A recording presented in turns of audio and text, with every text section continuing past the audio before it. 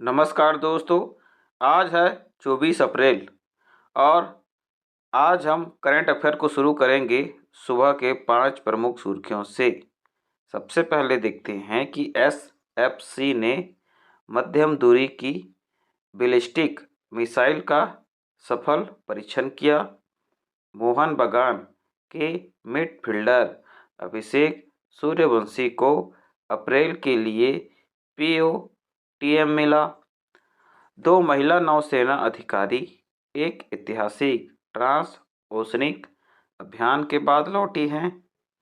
Data traffic के मामले में रिलायंस जियो दुनिया का सबसे बड़ा मोबाइल ऑपरेटर बनकर उभरा है।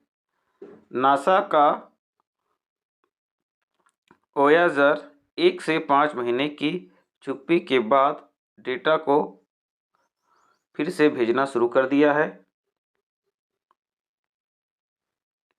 भारत की सबसे बड़ी कानून बनाने वाली सभा संसद है। संसद भारत की सर्वोच्च विधायी संस्था है। यह राज्यसभा लोकसभा से बनी एक द्विसदनी विधायिका है। भारत का राष्ट्रपति विधायिका का प्रमुख होता है। लोकसभा की अधिकतम सदस्य 550, राज्यसभा की अधिकतम सदस्य की संख्या 250। अनुच्छेद 79 में संसद का संविधान है। अनुच्छेद 80 में राज्यों की परिषद की संरचना है। अनुच्छेद 81 में लोकसभा की संरचना है। सुप्रीम कोर्ट ने 14 वर्षीय हमले से पीड़िता को 30 सप्ताह का गर्भ गिराने की अनुमति दे दी है। अदालत ने अनुच्छेद 142 का इस्तेमाल किया और गर्भावस्था जारी रखने के लिए मजबूर होने पर उसके शारीरिक और मानसिक स्वास्थ्य पर नकारात्मक प्रभाव पर प्रकाश डाला गया। भारतीय कानून एमटीपी अधिनियम 1981 20 सप्ताह तक गर्भपात की अनुमति देता है। कड़ी शर्तों तक 20 से 24 सप्ताह तक। 24 सप्ताह के बाद केवल महत्वपूर्ण भ्रूण असमानताओं के लिए मेडिकल बोर्ड की मंजूरी की आवश्यकता होती है। राष्ट्रीय पंचायती राज दिवस 24 अप्रैल को मनाया जाता है। 1950 के दशक की शुरुआत में प्रथम राष्ट्रीय विकास परिषद ने शासन की लोकतांत्रिक प्रणाली के गठन की और इसका सिफारिश किया गया। 1993 में 73वें संविधान संशोधन अधिनियम के द्वारा ग्रामीण क्षेत्रों में पंचायत व्यवस्था लागू की गई। 2 अक्टूबर 1959 को जवाहरलाल नेहरू ने नागौर में पंचायत का उद्घाटन किया। त्रिस्तरीय पंचायत व्यवस्था बनाया गया, जिनमें ग्राम पंचायतें, पंचायत समिति और जिला परिषद शामिल है। इफ्को ने नैनो यूरिया प्लस का उत्पादन शुरू करने जा रहा है। नैनो यूरिया का एक नया संस्करण है। नैनो यूरिया का एक संस्करण है जो महत्वपूर्ण विकास चरणों में फसल की नाइट्रोजन आवश्यकताओं को पूरा करने के लिए है। नैनो यूरिया प्लस उर्वरक में वजन के हिसाब से 16% नाइट्रोजन सामग्री होती है। नैनो यूरिया प्लस एक क्लोरोफिल चार्जर और उपज बढ़ाने वाला एक जलवायु स्मार्ट खेती में मदद करता है। इफ्को ने जून 2021 में दुनिया का पहला नैनो लिक्विड यूरिया उर्वरक को लॉन्च किया। एसएफसी ने मध्यम दूरी की बैलिस्टिक मिसाइल परीक्षण किया।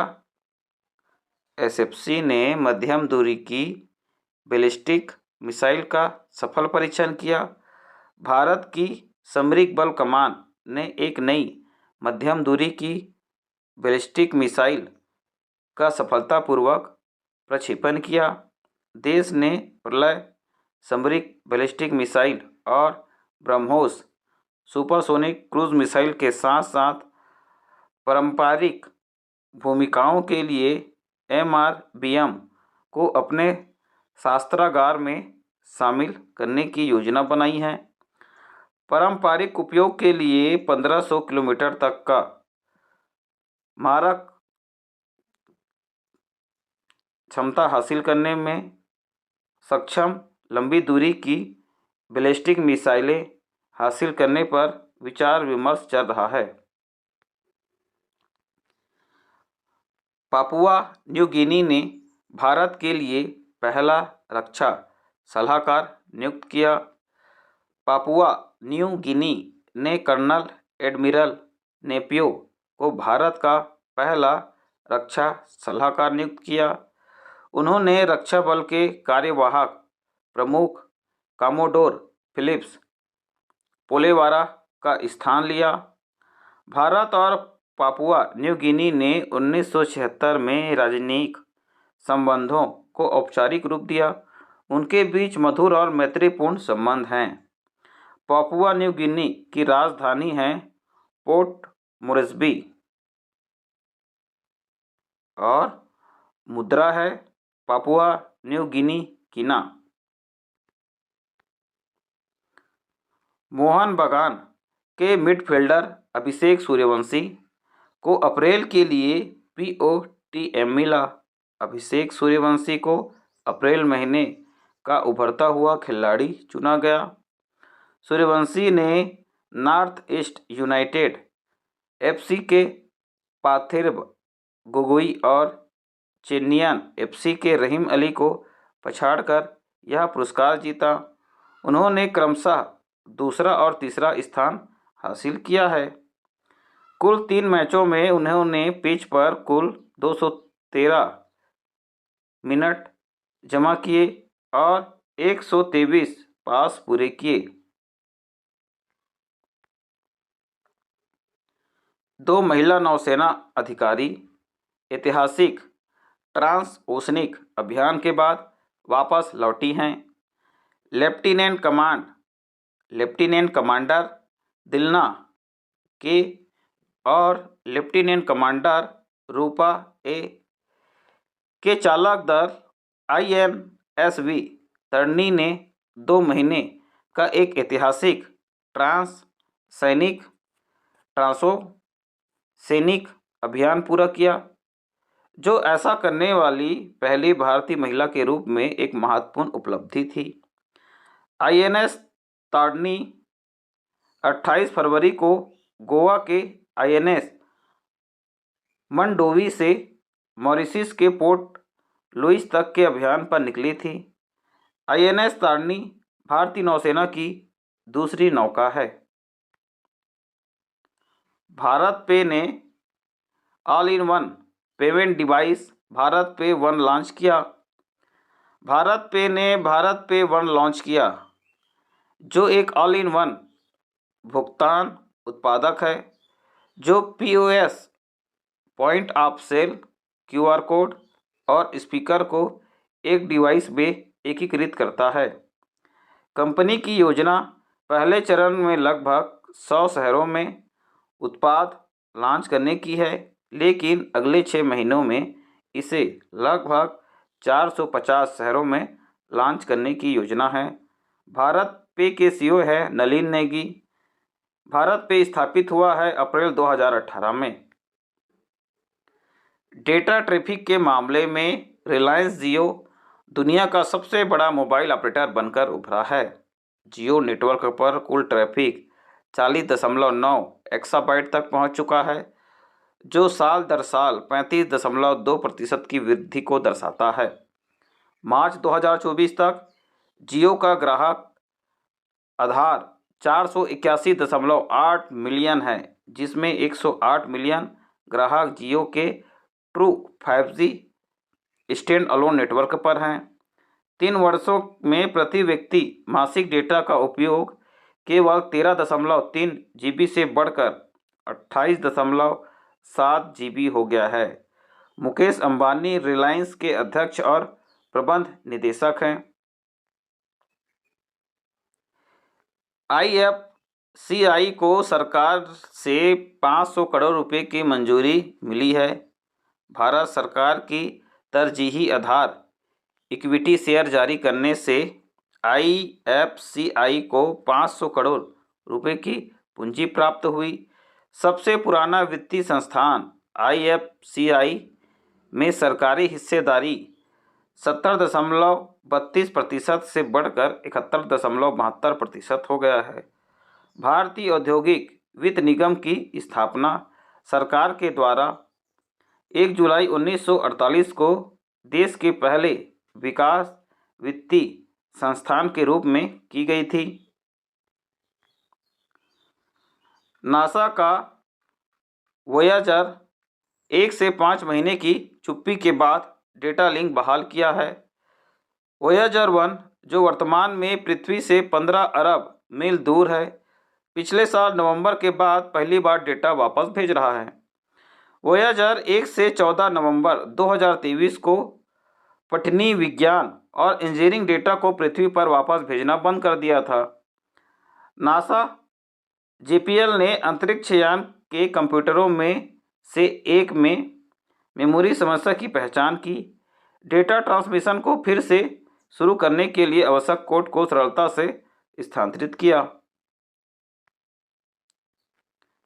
एयर इंडिया ने जापान की सभी निप्पॉन एयरवेज के साथ कोड शेयर समझौते पर हस्ताक्षर किए हैं। एयर इंडिया ने कोड शेयर साझेदारी में जापान के ऑल निप्पॉन एयरवेज ANA के साथ सहयोग किया, जिससे 23 मई से भारत और जापान के बीच उड़ान के विकल्प बढ़ेंगे। यह साझेदारी दोनों एयरलाइनों के यात्रियों के लिए एक ही टिकट पर निर्बाध यात्रा की सुविधा प्रदान करती है। CEO हैं कैपेबल विल्सन, संस्थापक है JRD टाटा। स्थापित हुआ है 1932। मुख्यालय है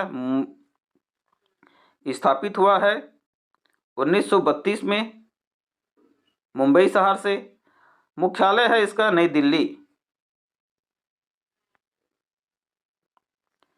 सृजा अकुला मनीला को पछाड़कर भारत की शीर्ष टेबल टेनिस स्टार बनी। सृजा अकुला ने महिला एकल टेबल टेनिस में मनिका बत्रा को पछाड़कर भारत की नंबर 1 रैंकिंग हासिल कर ली, जो ITTF रैंकिंग में कैरियर की सर्वोच्च विश्व रैंकिंग में 38वें स्थान पर पहुंच गई है। उनकी सफलता WTT फीडर कॉर्पस क्रिस्टी 2024 और WTT फीडर बेरूत सेकंड जीतना और विश्व चैंपियनशिप में विश्व के नंबर 2 वांग यीडी पर उल्लेखनीय जीत शामिल है। सृजा राष्ट्रमंडल खेलों में मिश्रित युगल में 2 बार और राष्ट्रीय चैंपियन भी है।